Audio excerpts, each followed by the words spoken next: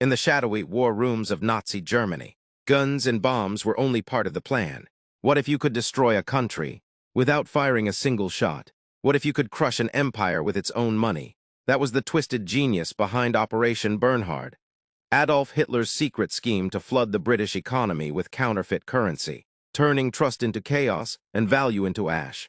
And at the center of this plan were not German officers, but Jewish prisoners, forced to become master forgers inside a concentration camp.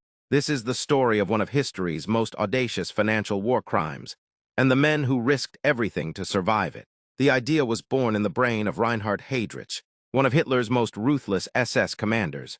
In 1940, just after the Blitz had begun, Heydrich proposed a plan that seemed absurd at first: print millions of fake British pounds, smuggle them into the UK and Europe, and wreck the British economy through inflation and loss of trust. The goal was psychological, political, and financial.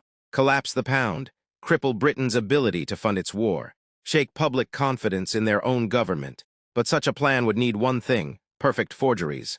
Not just rough copies, the fake notes had to fool banks, shops, and even the British Treasury. That meant replicating the exact paper, watermarks, inks, serial numbers, and security features used in real British currency. It was an impossible task, so the Nazis turned to the one place where they could find the perfect combination of desperation, talent, and no way out. They turned to the concentration camps. In 1942, the Nazis began gathering the most skilled Jewish engravers, printers, and counterfeiters from across occupied Europe. Men with steady hands, sharp eyes, and broken futures. They were transported to Sachsenhausen, a concentration camp near Berlin. There in Block 19, they were isolated and forced to forge for survival. The operation was codenamed Bernhard, after SS Major Bernhard Kruger, the officer in charge. Unlike many of his counterparts, Kruger treated his prisoners with a strange, cold professionalism. He gave them proper beds, warm clothing, cigarettes, and slightly better food. After all, he needed them alive and precise. Over the next 2 years, these men, about 140 prisoners in total, recreated every feature of the British 5, 10, 20, and 50-pound notes. They worked in secret, never allowed outside, never told what their labor was for.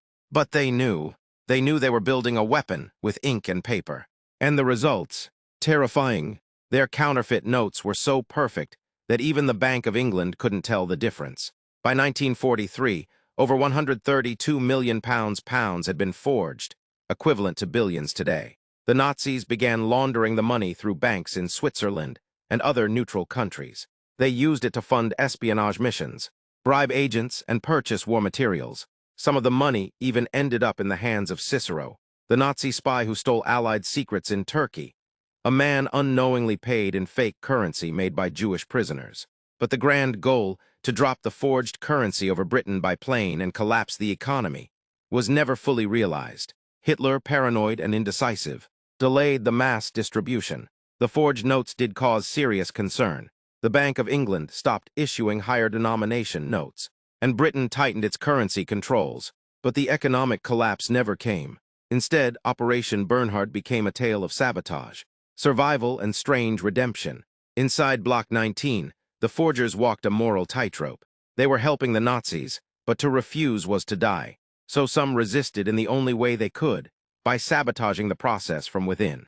They would intentionally misalign serial numbers, delay development of the forged American dollar, which the Nazis wanted to target next, and hide technical issues. These small acts of resistance bought them time and kept them alive.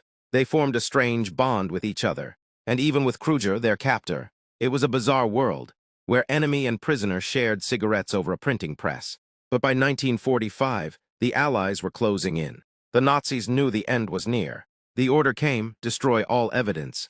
The prisoners were transferred from Sachsenhausen to the Austrian Alps, near Ebensee, another camp, with instructions to kill them when the job was done. But chaos worked in their favor. As the Nazi regime crumbled, the SS fled.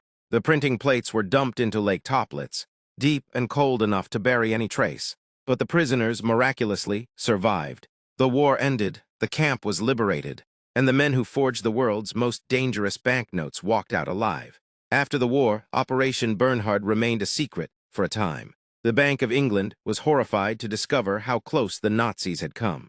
Millions of forged notes were still in circulation. It took years to purge the currency system. To this day, collectors still stumble upon Bernhard notes, indistinguishable from the real thing. Some of the prisoners testified at war trials. A few lived to old age. One wrote a memoir about his time in Block 19, remembering how a printing press became both his prison and his shield. And as for Lake Toplitz, in the 1950s and beyond, treasure hunters descended on it like sharks. Some found forged notes, rusted printing plates, even Nazi documents, others drowned trying.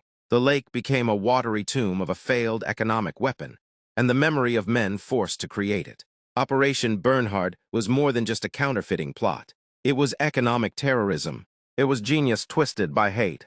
It was a crime committed not only against a nation, but against the very idea of truth. But in the darkest corner of the Nazi war machine, surrounded by ink, fear, and death, some men used imperfection as resistance.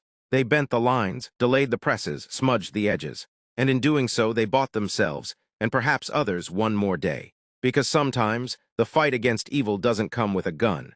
Sometimes it comes with a printing plate, and the courage to make it just wrong enough. Subscribe,